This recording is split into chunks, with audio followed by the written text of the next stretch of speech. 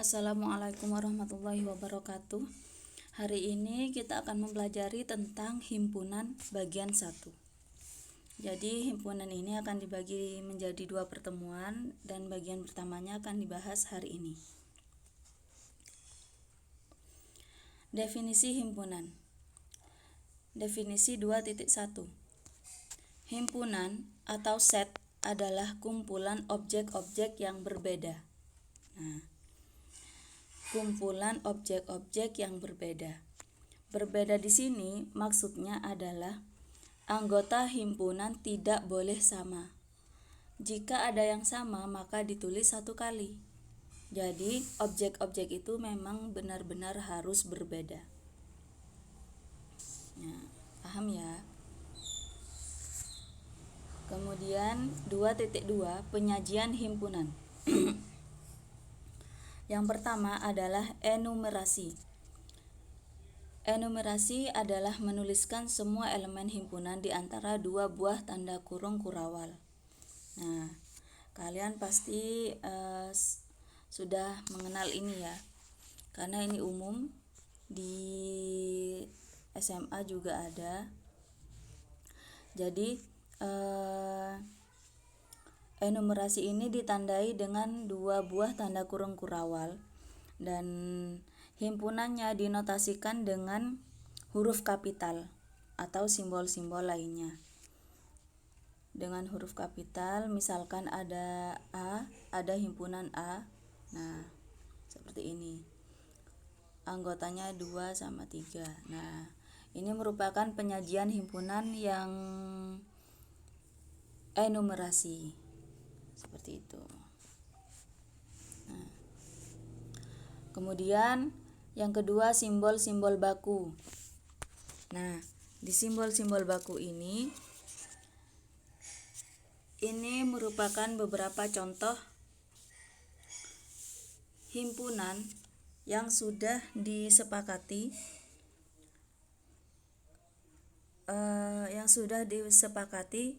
huruf kapitalnya untuk beberapa himpunan tersebut.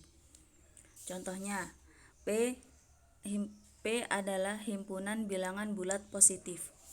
Bilangan bulat positif berarti dimulai dari 1. N adalah himpunan bilangan asli. Bilangan asli juga dimulai dari 1. Z adalah himpunan bilangan bulat. Berarti semua dari bilangan bulat negatif, 0, dan bilangan bulat positif. Q adalah himpunan bilangan rasional. R adalah himpunan bilangan real.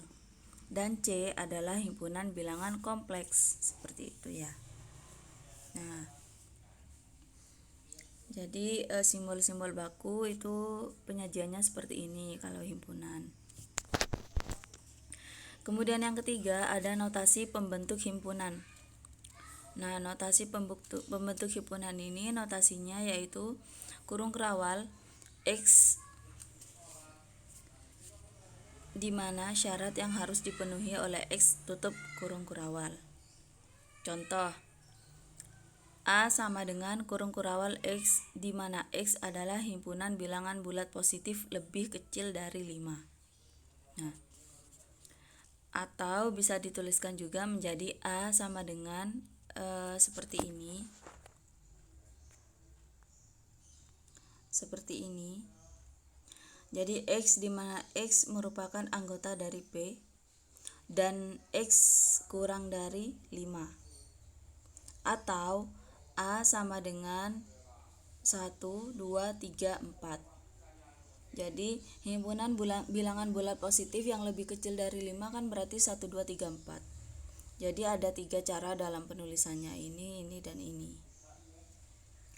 Nah, cara bacanya yang ini merupakan cara bacanya adalah di mana. Ya. Di mana. Dan ini merupakan anggota yang ini merupakan cara bacanya itu di mana. Sedangkan ini itu merupakan elemen atau anggota. Dan koma itu dibaca dan. Ya. Jadi cara bacanya misalkan yang ini, A sama dengan X di mana X elemen P dan X kurang dari 5. Seperti itu.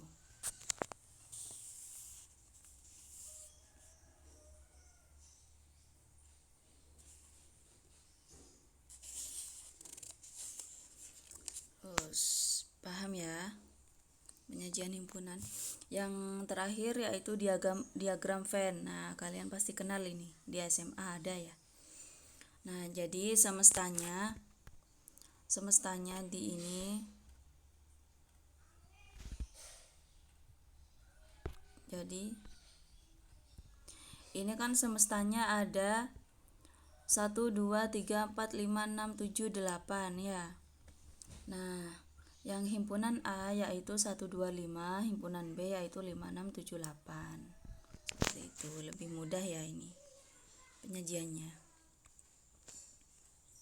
Selanjutnya kita bahas tentang kardinalitas.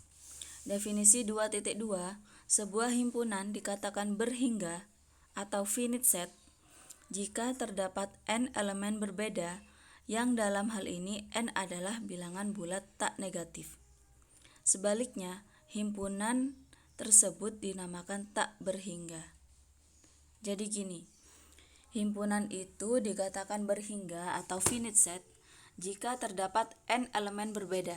Nah, n elemen berbeda ini berarti misalkan himpunan itu 1, 2, 3, 4, ada himpunan A yang beranggotakan 1, 2, 3, 4, berarti n elemen berbedanya berarti ada 4 ya. Kan ada 4 elemen yang berbeda. Nah, 4 itu merupakan bilangan bulat tak negatif. Artinya bilangan asli. Jadi kardinalitas ini menjelaskan tentang banyaknya anggota pada suatu himpunan.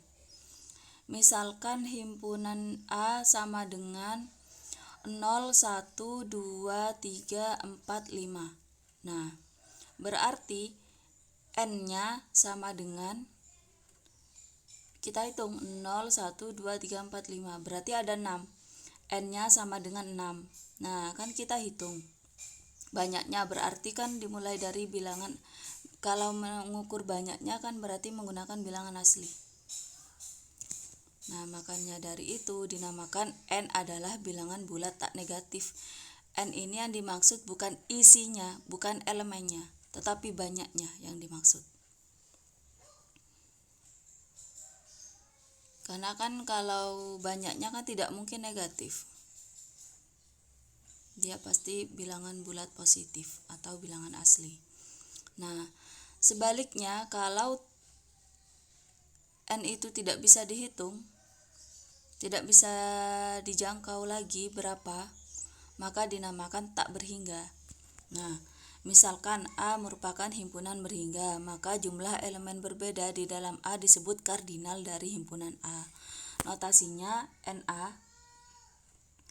NA atau ini, seperti ini. Ya, paham ya? Nah, contoh ini. Maka banyaknya A sama dengan 6 atau kardinal dari himpunan A sama dengan 6, gitu ya. Jadi kardinalitas ini menyatakan tentang banyaknya anggota dalam suatu himpunan. Nah, kemudian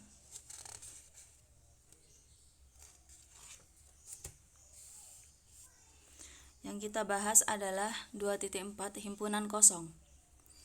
Definisi 2.2, himpunan yang tidak memiliki satupun elemen atau himpunan dengan kardinal sama dengan 0 disebut himpunan kosong.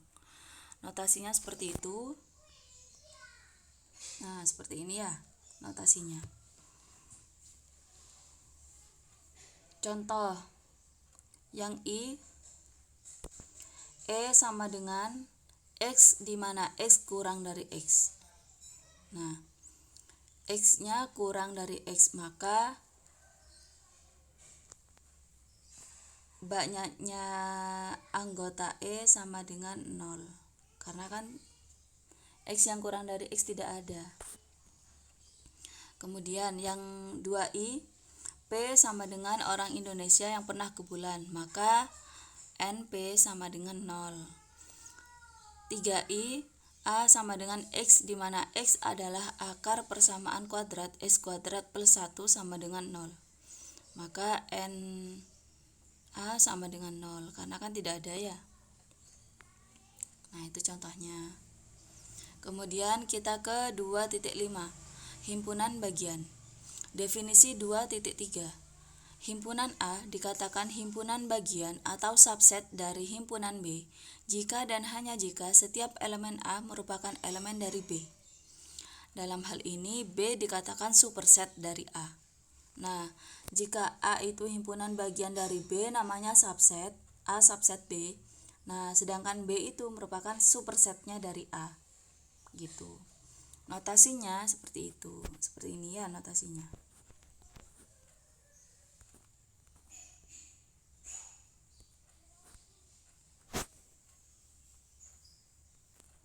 Notasinya seperti ini ya. A subset B. Contoh.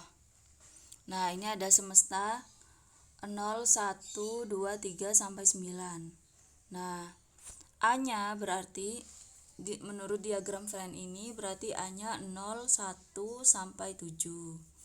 Nah, sedangkan yang himpunan B berarti 0, 1, 3, 7, sehingga B merupakan subset dari A dan A adalah superset dari B. Begitu ya. Nah, teorema 2.1. Untuk sembarang himpunan A berlaku hal-hal sebagai berikut. Poin A adalah himpunan bagian dari A itu sendiri, yaitu A subset A. Poin B, himpunan kosong merupakan himpunan bagian dari A. Nah, itu notasinya himpunan kosong ya, merupakan subset dari A. C, jika A subset B dan B subset C, maka A subset C. Paham ya? Jika A merupakan himpunan bagian dari B dan B merupakan himpunan bagian dari C, maka A pasti himpunan bagian dari C. Sedangkan A itu sendiri dan himpunan kosong merupakan himpunan bagian dari himpunan A.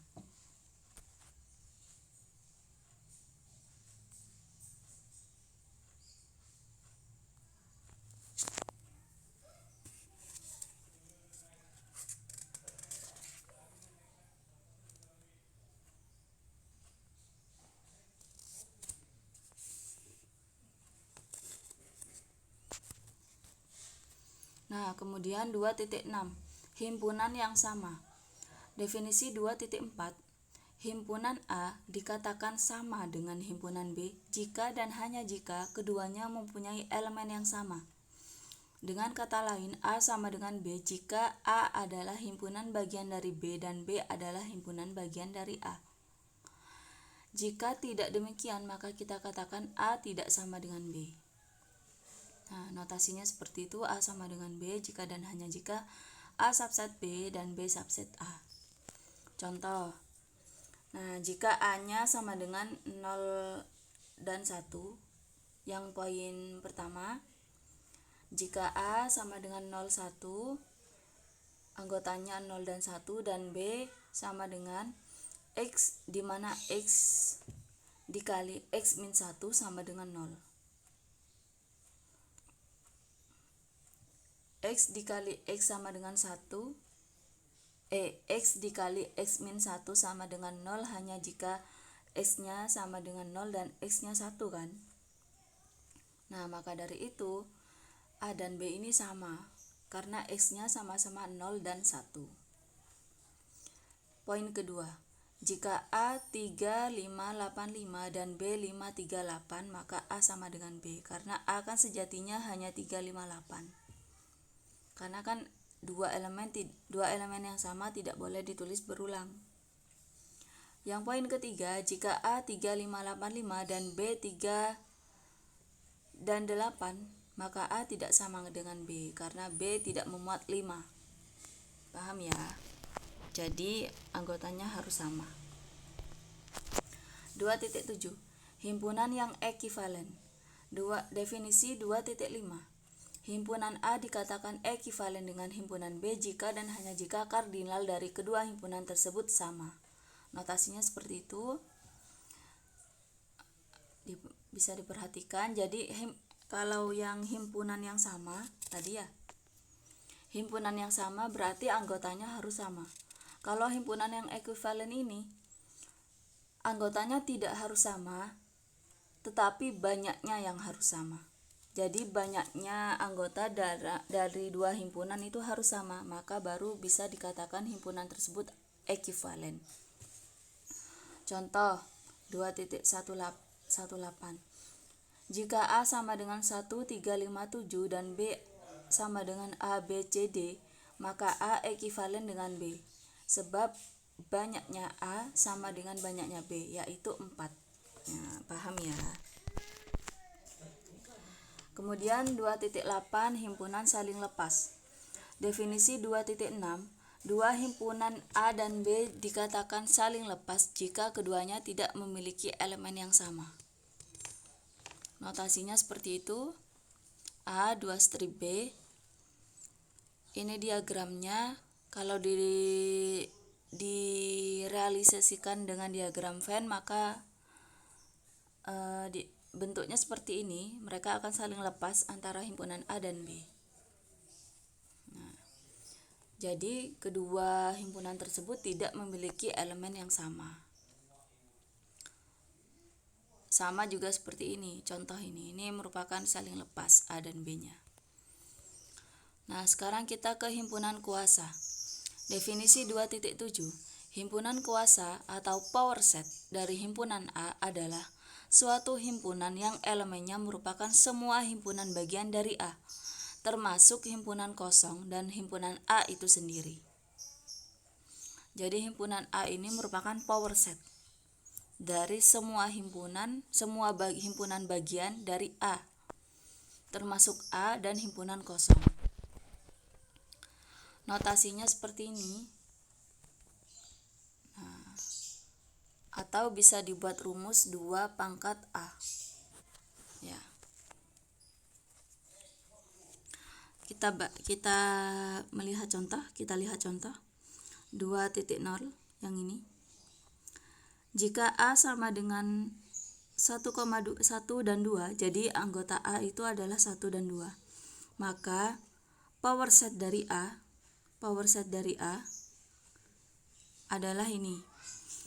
Himpunan kosong 1, himpunan yang beranggotakan 1, himpunan yang beranggotakan 2, dan A itu sendiri, yaitu himpunan yang beranggotakan 1 dan 2. Jadi himpunan kosong dan A itu sendiri harus ada dalam power set. Paham ya? Atau bisa juga menggunakan rumus. Kalau mencari himpunan bagian ini, berapa banyak himpunan bagian, bisa menggunakan rumus 2 pangkat N. N itu merupakan banyaknya elemen dari himpunan, dari suatu himpunan. Berarti ini kan banyaknya elemennya kan 2. Berarti 2 pangkat 2 sama dengan 4. Berarti power set dari A yaitu ada 4 himpunan bagian. Jadi power set dari A ada 4 himpunan bagian. Ini ya, gitu. Contoh 2.21 Himpunan kuasa dari himpunan kosong adalah P himpunan kosong sama dengan himpunan kosong.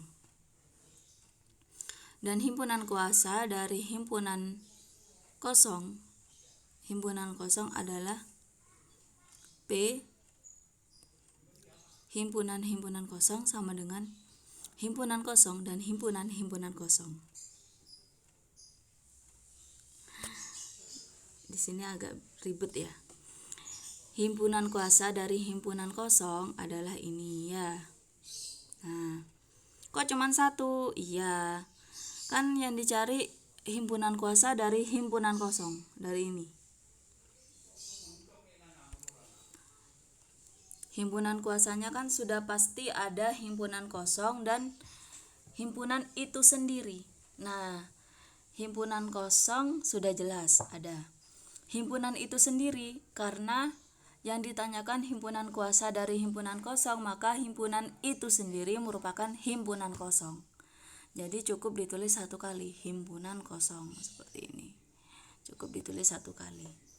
Nah, sedangkan himpunan kuasa dari himpunan-himpunan kosong dari ini. Nah, himpunan kuasa dari himpunan-himpunan kosong adalah himpunan kosong dan himpunan-himpunan kosong. Jadi, himpunan kosong dan himpunan itu sendiri. Himpunan itu sendiri merupakan ini, ya. Himpunan-himpunan kosong. Paham ya? Jadi setiap himpunan kuasa itu memang harus ada himpunan kosong dan himpunan itu sendiri. Nah, banyaknya anggota himpunan kuasa dirumuskan dengan 2 pangkat N yang tadi sudah saya bahas. Nah, semoga dapat dipahami materi hari ini. Kita akan bahas selanjutnya di diskusi ya. Assalamualaikum warahmatullahi wabarakatuh.